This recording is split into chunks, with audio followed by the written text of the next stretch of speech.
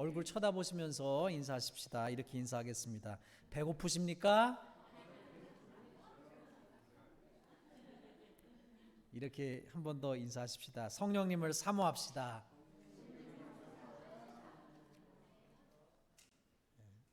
오늘 설교의 결론은 간단합니다, 여러분. 진짜로 성령님을 향한 배고픔이 심한 것을 깨달아 성령님을 사모하는 우리 교회, 성령님을 사모하는 목회자, 성령님을 사모하는 장로님들, 성령님을 사모하는 권사님들, 성령님을 사모하는 집사님들, 성령님을 사모하는 청년들 되기를 주님의 이름으로 축원합니다. 축원합니다. 축원합니다. 저희 아버지가 2022년 전 참 아버지를 제가 사랑했던 것 같아요. 제가 생각했던 것보다 제 아버지를 제가 굉장히 많이 사랑했던 것 같아요. 근데 그 아버님이 돌아가시기 전에 아버님 임종하는 거는 뵙지 못했습니다. 근데 여름에 아시다시피 2022년 여름에 방문했었을 때 장인어른이 돌아가시고 그 여름에 마지막으로 아버님을 뵙고 왔는데 저희 아이들 서연이, 민호, 민준이 3명 손주들이 할아버지를 마지막으로 뵙고 그 아이들도 그것이 마지막이 됐습니다. 실제적으로 본 것은. 근데 그렇게 뵙고 헤어질 때 아버님께서 어머님에게 부탁을 하셨어요. 어떤 부탁을 하셨냐면은 애들을 보내기 전에 애들한테 꼭 용돈을 주고 싶다고. 그래서 제가 정확한 금액은 기억나지 않지만 꽤 큰 금액을 아버님이 애들에게 주셨어요. 우리 애들 기준으로 볼 때는. 그런데 그 봉투에 넣어서 하나씩 준비해서 어머님이 아버님에게 돈 봉투를 있는 봉투를 각각 세 아이에게 준비해서 주셨는데 그거에다가 아버님이 어떻게 좀 돌아가시기 전에 이제 그게 마지막이 될 줄 몰랐죠. 근데 그때에 아버님께서 아이들에게 사랑한다 민호야, 사랑한다 서연아, 사랑한다 민준아 이렇게 하시면서 그 봉투에다가 아이들에게 마지막 유언을 남기셨어요. 그게 마지막 말이 될 줄 몰랐겠지만 아버님께서 직감하셨겠죠. 그 2022년 여름에 뵙고 또 언제 애들을 이렇게 피지컬리 보게 될지 몰랐을 테니까. 그래서 거기 아버님께서 생각하실 때에 이 아이들에게 꼭 해주고 싶은 말을 이렇게 쓰셨어요. 사랑한다 누구야, 사랑한다 누구야, 사랑한다 누구야 라고 하시면서 그 아이들에게 아버님이 생각할 때 이 아이들에게 꼭 해주고 싶은 말씀을 쓰셨어요. 그리고 저희 부부에게도 봉투 한 장에다가 아버님 생각하실 때 남기고 싶은 말씀을 3줄 정도로 딱 적으셔서 주셨어요. 그래서 저는 그거를 사택에 가면 사택 게시판에다가 이렇게 붙여놨어요. 그리고 애들한테 신신당부하기를 얘들아 이거 봉투 절대 버리지 말아라. 돈은 뭐 써서 다 없어지더라도 그 봉투 버리지 말아라. 할아버지가 너에게 주신 마지막 말씀이야. 여러분께 묻고 싶습니다. 요즘에 이번 주 여러 가지 바쁜 일들이 많았는데요. 바쁜 일들이 많은 가운데 문득 이런 생각이 들었습니다. 제가 우리 아이들에게 주는 메시지가 굉장히 많습니다. 가만히 생각해 보니까. 여러 가지 메시지가 있는데 그 많은 메시지 가운데 아이들에게 정말로 해줘야 될 3가지 메시지일까 뭘까? 내 사랑하는 손주들에게, 내 사랑하는 자식들에게, 여러분이 아직 결혼 안 하셨다면 나중에 아이를 낳을 때, 혹은 여러분이 결혼하지 않았다면 여러분의 친구들에게, 자식들에게, 내가 사랑하는 사람에게 내가 세상을 떠나기 전에 정말로 해줘야 될 3가지 메시지가 무엇일까? 근데 3가지도 만약에 말할 수 없다면 줄여서 만약에 내가 한 가지만 가르칠 수 있다면, 한 가지만 얘기할 수 있다면 내가 사랑하는 자녀에게, 내가 사랑하는 손주들에게, 내가 사랑하는 사람에게 얘기할 한 가지 메시지는 무엇일까? 여러분 잠깐 생각해 보세요. 생각해 보세요 지금. 생각해 보시고 이따가 좀 나눠보세요. 그 한 가지 메시지가 무엇일까? 너무 많은 것들을 얘기하려고 하는데 결국 그 한 가지 메시지는 결국 무엇이냐? 우리가 정말로 소중하게 생각하는 한 가지거든요. 이 세상을 살아가면서 정말 우리가 붙잡아야 될 가치라고 생각되는 거 한 가지거든요. 또 다른 말로 하면 우리가 인생을 살아가면서 이것이 정말 마스터키라고 생각할 한 가지거든요. 딴 거는 다 놓쳐도 되는데 이거는 놓치지 말아야 돼. 어떤 분은요, 형제들하고 싸우지 말아라. 이게 메시지일 수도 있겠죠. 왜냐하면 아버님, 어머님이 돌아가신 다음에 유산 때문에 싸우는 사람들 많잖아요. 돈을 쫓다가 관계가 다 깨진 인생도 있잖아요. 그러니까 어떤 분은 야, 관계가 최고야 라고 얘기할 수도 있겠죠. 또 어떤 분은 돈을 잘 벌으며 살아라 라고 얘기할 수도 있겠죠. 어떤 분은 또 인생에서 절대로 성공해야 된다라고 얘기할 수도 있겠죠. 다 메시지는 다르겠지만 그 메시지 한 가지가 그분이 이 세상에서 생각하는 가장 중요한 것, 혹은 이 세상을 살아가면서 가장 아쉬웠던 한 가지일 수 있겠죠. 어쨌든 중요한 것은 중요한 그 한 가지예요. 오늘 본문 말씀은 예수님께서 유언은 아니시지만 이 세상을 떠나신 거예요. 제자들과 다시 못 보는 건 아니에요. 그러나 생각해 보세요. 예수님께서 제자들을 부르시고 사도들을 부르시고 12사도 한 명은 배반해서 먼저 목숨을 끊었고 나머지 11사도와 예수님을 따랐던 제자들을 이제 예수님께서 부활하신 이후에 40일 동안 그들과 함께 하신 다음에 이제는 하늘 보좌 우편으로 가시는 거예요. 3년 동안 예수님은 그들과 먹고 자고 함께 생활하셨습니다. 할렐루야? 이게 얼마나 좋아요. 저도 딸이 잠깐이지만 와서 같이 이번 주에 사니까요. 너무 좋아요. 할렐루야. 같이 밥 먹고 같이 한 공간에서 자고 같이 한 공간에서 대화하고 피지컬리 살을 맞대고 악수하고 안아주고 아이가 함께 있는 게 느껴지죠. 예수님이 3년 동안 예수님의 제자들과 정말 소중한 시간을 보내셨어요. 제자들에게 예수님의 제자들도 예수님에게 다 인생을 걸었지만 예수님도 제자들을 특별히 사랑하셔서 그들을 아끼시고 누구보다도 그들을 아끼시고 그들에게 시간을 투자하셨습니다. 그들과 먹으시고 그들과 자시고 그들과 울기도 하시고 웃기도 하시고 배도 타시고 걷기도 하시고 피곤해 지치도록 사역도 같이 하셨습니다. 그렇지만 이제는 떠나실 때가 되신 거예요. 근데 그럴 때 예수님께서 유언처럼 제자들에게 하신 말씀이 있죠. 오늘 말씀을 보면 그 말씀이 무엇입니까? 딱 줄여서 얘기하면 예루살렘을 떠나지 말고 약속하신 것을 기다려라. 예루살렘을 떠나지 말고 어디 가지 말고 떠나지 말고 약속하신 것을 기다려라. 약속하신 것이 무엇입니까? 여러분 예수님께서 말씀하셨어요. 요한복음에 여러 말씀을 통해서 말씀하셨어요. 내가 요한복음 14장 16절에 내가 아버지께 구하겠으니 내가 예수님이 성자이신 예수님이 성부이신 하나님께 간절히 구하겠으니 그가 또 다른 보혜사, 또 다른 헬퍼, 또 다른 카운슬러, 또 다른 컴패니언 너희들과 함께 하실 분, 너희들을 도와주실 분, 너희들의 상담자가 되실 분, 너희들을 위해서 기도하실 분, 너희들을 진리로 인도하실 분, 그분을 구하겠으니 그분이 임할 때까지, 그분을 받을 때까지 기다려라.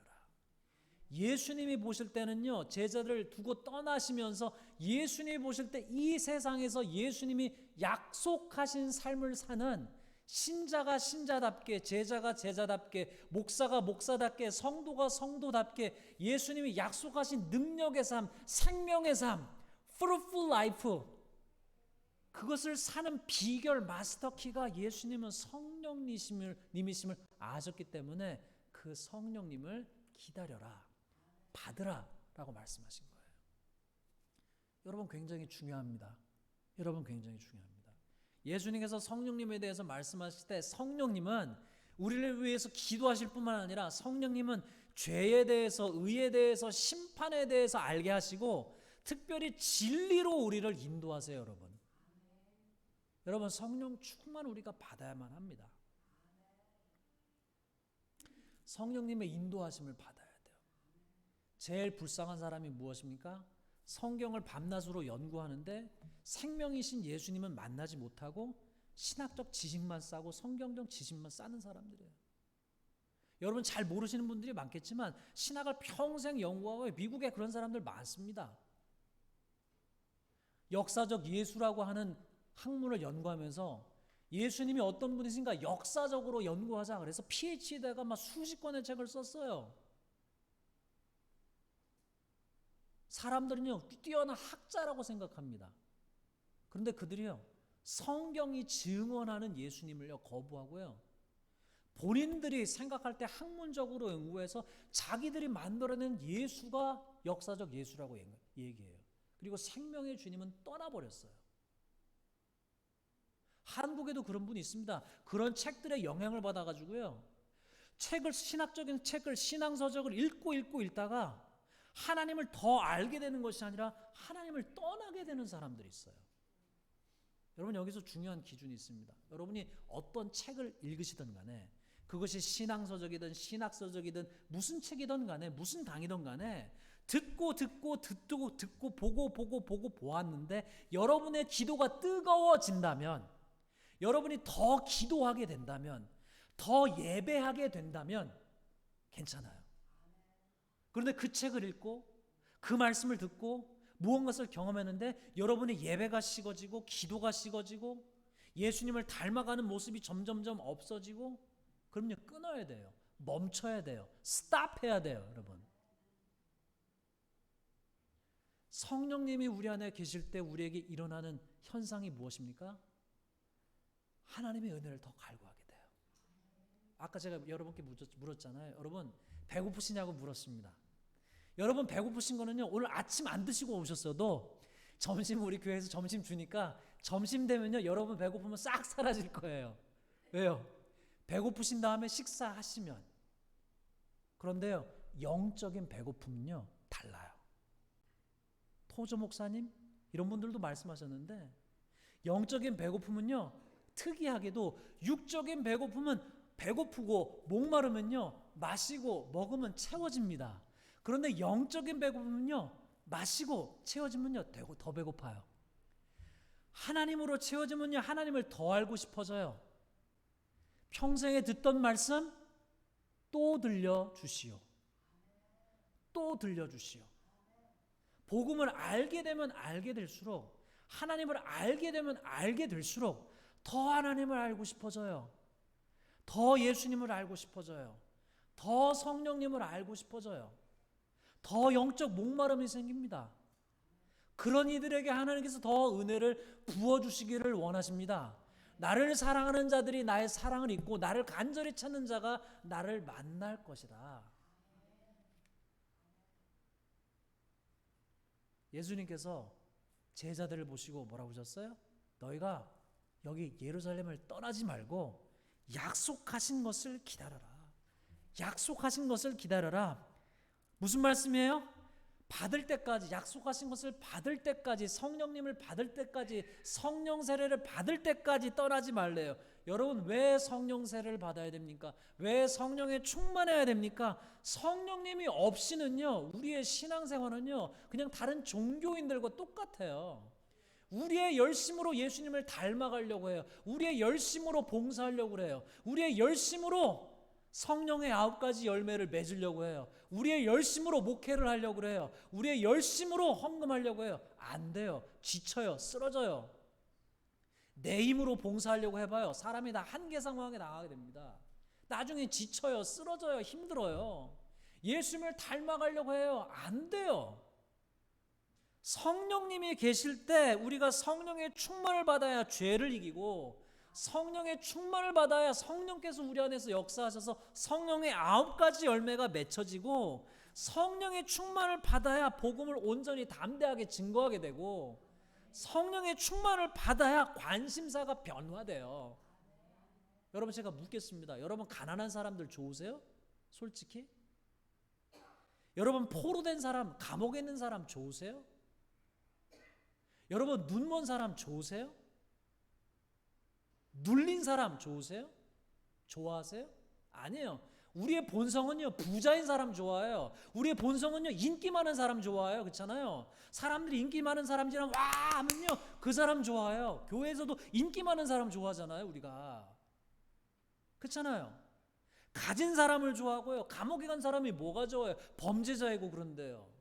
세상에서 멸시받는 사람을 누가 좋아해요? 안 좋아져요. 우리의 본성은요, 인기 많고 좋아 보이고 좋은 옷을 입고 좋은 차를 타고 성공하고 사람들이 주목하고 그런 사람들을 좋아하잖아요. 우리는 그런다고, 우리 본성이 그래요. 그런데 성령께서 우리 안에서 역사하시면 우리가 바뀌어요, 여러분. 인기 없는 사람을 좋아하기 시작해요. 가난한 사람을 좋아하기 시작해요. 눌린 사람을 좋아하기 시작해요. 범죄 희생자를 좋아하기 시작해요. 눈먼 사람을 좋아하기 시작해요. 여러분 말씀을 들어보세요. 예수님께서 말씀하셨어요. 누가복음 4장 18절 말씀에 주의 성령이 내게 임하셨으니 이는 가난한 자에게 복음을 전하게 하시려고 내게 기름을 부으시고 나를 보내사 포로된 자에게 자유를, 눈먼 자에게 다시 보게 함을, 그리고 눌린 자를 자유롭게 하게 하셨다라고 말씀하시잖아요. 하나님 나라가 관심사가 되는 거예요. 여러분, 우리 미국에 살면서 그런 얘기 많이 하잖아요. 아메리칸 드림. 아메리칸 드림의 끝이 뭐예요? 내가 성공하고 내가 잘 되고 내가 부자가 되고 내가 석세스풀하게 되는 거잖아요. 예수님의 드림은 뭐예요? 하나님의 꿈은 무엇입니까? 하나님 나라잖아요. 인종과 나이와 성별과 다 차이 없이 누구든 간에 복음 앞에 다 열려서 한 형제가 되고 한 자매가 되고, 요한 웨슬리 목사님이 하나님의 은혜로 회심하게 되고 그 가슴이 뜨거워지니까 18세기 영국의 사람들이 다 잘 사는 사람들은 잘 사람끼리, 못 사는 사람들은 산업혁명 때문에 처참하게 살아갈 때 그들에게 찾아가가지고 복음을 전했어요. 막 돌멩이를 던져요. 요한 웨슬리 목사님한테 돌멩이를 막 맞아요. 요한 웨슬리 목사님 일기를 보면 이상하다고요. 사람들이 다 미친 것 같아요. 부익부가 극단으로 당해서 사람들이 정말 처참하게 살았다고요. 그런데 그들을 향해서요, 요한 웨슬리 목사님 가슴에 불이 붙으니까 그들을 찾아가서 복음을 전하는 거예요. 돌을 맞아가면서까지도 그들에게 구원의 복음을 전하는 거예요. 할렐루야. 관심이 바뀌어요. 생각이 바뀌어요. 그게 어떻게 사람의 힘으로 되나요? 사람의 힘으로 그런 일이 어떻게 가능해요? 성령께서 역사하시니까 사람이 할 수 없는 일들이 일어나는 거죠. 여러분, 교회가 될 때 어떤 일이 필요합니까? 성령님이 필요한 거예요. 우리 교회가 부흥하기 위해서 무엇이 필요합니까? 성령님이 필요한 거예요. 여러분, 저를 위해서 많이 기도해 주세요. 목회자가, 참된 목회자가 되기 위해서 무엇이 필요합니까? 성령님이 필요한 거예요. 사도행전 10장 38절에 보면 예수님에 대해서 이렇게 성경이 증언합니다. 하나님이 나사렛 예수에게 성령과 능력을 기름 붓듯 하셨으니 그가 두루 다니시며 선한 일을 행하시고 마귀에게 눌린 모든 사람을 고치셨으니 이는 하나님이 함께 하셨습니다. 예수님께서 예루살렘을 떠나지 말고 너희는 기다리라 그러셨어요. 그냥 수동적으로 기다리라는 게 아니었어요. 예수님께서 약속하신 것을 기다리라고 했을 때 제자들은요, 그것을요 하나님의 역사가 함께 하시니 알아들었어요. 가만히 멀뚱하게 수동적으로 기다리라는 말씀이 아니고 예수님이 기다리라고 하신 말씀이 무엇인지 기가 막히게 알아듣고 그들의 한 행동이 있었습니다. 그것이 무엇입니까? 오늘 말씀을 보니까 뭐라고 되어 있어요? 들어가 그들이 유하는 다락방으로 올라가서 다 거기 있어 더불어 마음을 같이하여 오로지 기도에 힘쓰더라. 예수님이 기다리라 하셨을 때 그 말이 그냥 가만히 수동적으로 기다리라고 하는 말씀으로 듣지 않냐고, 예수님이 하신 말씀이 무슨 뜻인지 알았기 때문에 제자들이 예수님이 승천하신 이후에 그들이 다시 돌아와서 다 거기 있었어요. 다 가버린 것이 아니라 누구는 가고 누구는 있고 한 것이 아니라 다 거기 있어 더불어 마음을 같이하여 오로지 기도에 힘썼습니다. 여러분, 그들이 어떤 그들이었습니까? 복음서를 보면요, 예수님과 3년을 함께 했습니다. 3년을 함께 하니 본인들이 다 뭔가 다 된 것 같아요. 그런데 그들이 경험한 것이 무엇이었습니까? 예수님의 십자가 사건 안에서 본인들이 얼마나 연약한 존재인지, 다 박살난 존재인지 깨닫게 된 거예요. 다 부서졌어요. 다 깨어졌어요. 다 절망의 순간에 자기의 정말 천정에 딱 부딪혔어요. 한계 상황에 부딪혔어요. 그리고 나서 그들이 깨달은 것이 무엇이었습니까? 예수님의 말씀을 통해서 하나님 앞에 나아가야 됨을 깨닫게 된 것이죠. 그리고 그들이 모여서 오로지 기도에 힘썼습니다. 예수님이 뭐라고 말씀하셨느냐? 너희가 몇 날이 못되어 성령으로 세례를 받으리라. 여러분, 몇 날이 며칠이었을까요? 몇 날이 며칠이었을까요? 그들이 성령 세례를 받기까지 몇 날이 걸렸을까요? 성경을 보시면요, 그들이 10일 동안 기도했습니다. 근데 예수님이 10일 후에 받으리라 이렇게 말씀해 주지 않으셨어요. 그저 몇 날이 못되어 성령으로 세례를 받으리라 말씀하셨습니다. 근데 그들이요, 그 몇 날이 10일인지 몰랐어요. 기도하고 기도했더니 10일이 딱 됐더니 그때에 성령 세례를 받게 됐습니다. 그리고 나서 아시다시피 오순절 성령 강림의 역사가 일어난 다음에 그들은요, 학문 없는 범인으로 알았던 그들이 능력 있게 말씀을 전하고 능력 있게 복음을 삶으로 살아내기 시작했습니다. 한 젊은 목사님, 미국 목사님이 있었습니다. 젊은 시절에 목회자가 되기로 헌신하고 연세 드신 목사님들과 이런저런 이야기를 나눴습니다. 근데 그 연세 드신 목사님들이 이런 얘기를 해주신 것이었어요. 하나님의 능력에 대해서, 하나님의 임재에 대해서 말씀하신 것이었어요. 그런데 그분들이 하셨던 말씀이 뭐냐면, 어디선가 그 늙으신 목사님들이 책에서 읽었던 내용을 말씀하신 것이 아니라 하나님의 능력이 있고 하나님의 임재가 있는데, 하나님의 능력과 임재를 어느 책에서 본 것을 말씀하시는 것이 아니라 본인들이 경험한 하나님의 능력과 본인들이 경험한 하나님의 임재에 대해서 가슴으로 말씀하시는 거였어요. 이 젊은 목사님이 그 말씀을 듣고 텍사스에 가서 오스틴이라고 하는 도시에서 복음을 전한 거예요. 말씀을 전한 거예요. 그런데 말씀을 전한 다음에 아무런 능력도 하나님의 임재도 경험되지 않았어요. 본인도 그렇고 그 말씀을 듣던 성도들의 모습 보면서도 그랬겠죠. 그리고 하루는요, 이 젊은 목사님이 결정을 했습니다. 이제 그만하고 내가 죽기까지 하나님을 찾겠다. 하나님의 임재를 나도 경험하겠다. 하나님의 능력을 다른 사람의 얘기를 들어서 아는 건 말고 내가 지금 성경에서 보고 그냥 이 사람들 이랬구나 이렇게 보고서 읽고서 듣고서 남의 얘기를 전해 들은 건 말고 내가 경험해서 알리라. 내가 맛보아서 알리라.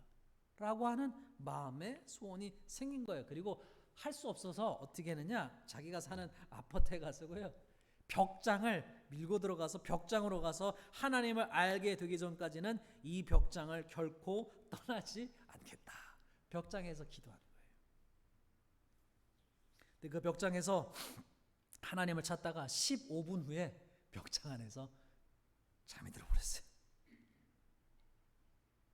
자기 룸메이트가 와서 벽장을 열다가 친구를 발견하게 된 거예요. 민망했겠죠. 어떻게 했느냐? 알람 시계를 가지고 와서 벽장으로 들어갔어요. 그리고 알람 시계가 매 15분마다 울리게 설정을 했습니다. 그런데요, 5분 있다가 또 잠들어요. 10분 있다가 또 잠들어요. 기도의 호흡이 5분이 안 되는 거죠. 기도의 호흡이 10분이 안 되는 거죠. 하나님을 찾는다고 해도 안 되는 거예요. 알람에 깨면 다시 알람을 맞췄어요. 그러면서 마음에 사모한 말씀이 무엇이냐? 예레미야 29장 13절이었어. 너희가 온 마음으로 나를 구하면 나를 찾을 것이요. 하나님이 약속하신 말씀. 너희가 온 마음으로 나를 구하면 나를 찾을 것이요. 이 목사님이 하나님을 찾는 것이 시작되는데, 아까 사도들에게는요 10일 만에 성령 세례의 역사가 나타나는데, 이 목사님은 밤마다 4개월 동안 하루에 2시간씩 3시간씩 주님을 찾은 거예요. 4개월 5일이 지났습니다. 그런데 아직 주님이 오시지 않았습니다. 하나님의 임재가 경험되지 않았어요. 그런데 그 목사님은 어떻게 했느냐? 그냥 거기 서 있었습니다.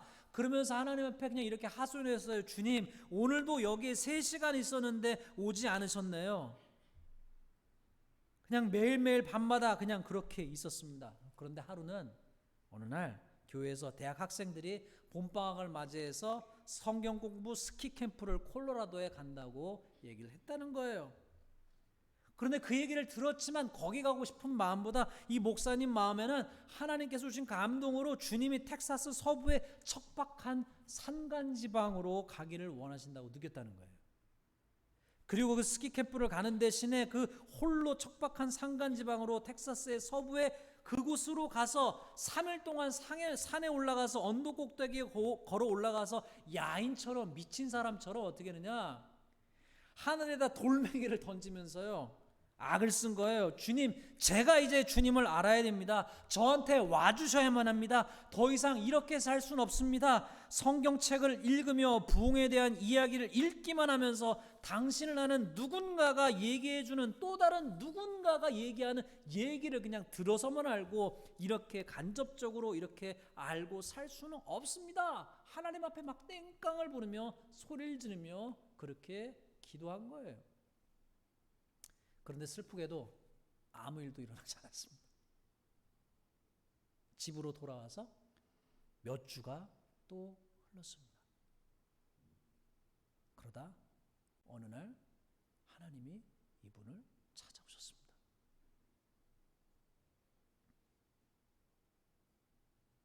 본인 마음에는 하나님이 찾아오시면 자기 죄가 많으니까 내가 죽을지도 몰라 이렇게 생각했다는 거예요.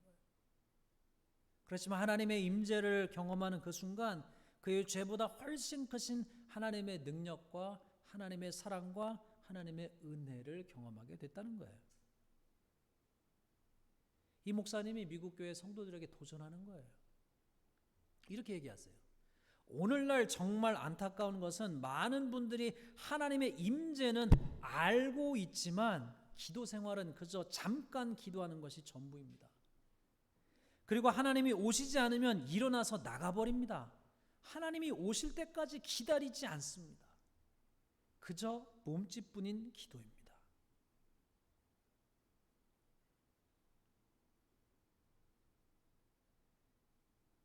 이분의 말씀을 들으면서 저에게도 너무 큰 도전이 되는 거예요.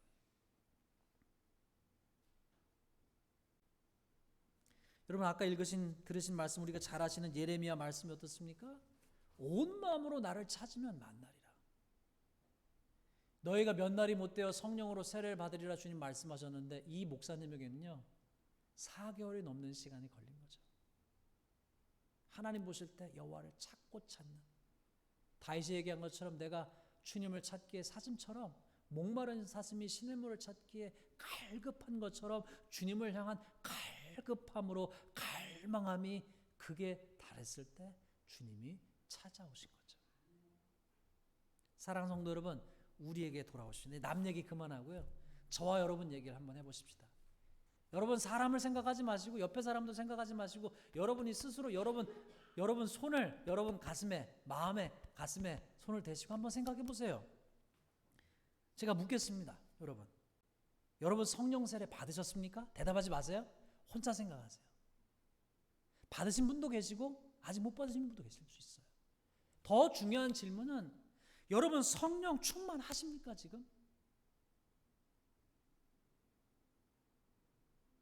저도 저에게 스스로에게 묻는 거예요.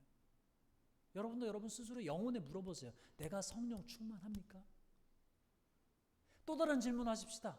우리 교회는 성령 충만합니까?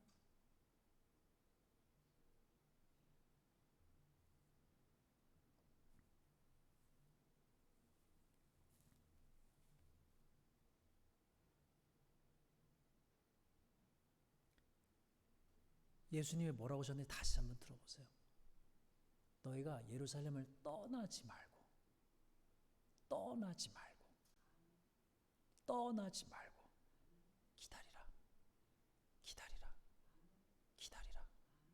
기다리라.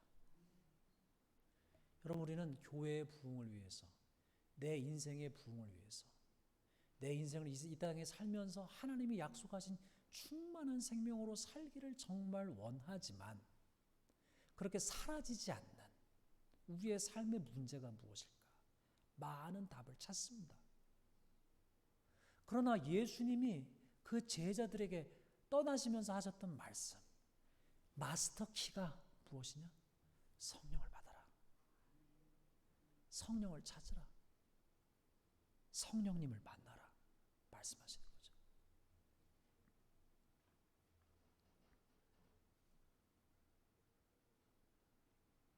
에이, 안 주시나 보다 하고 떠나지 말고 기다리라.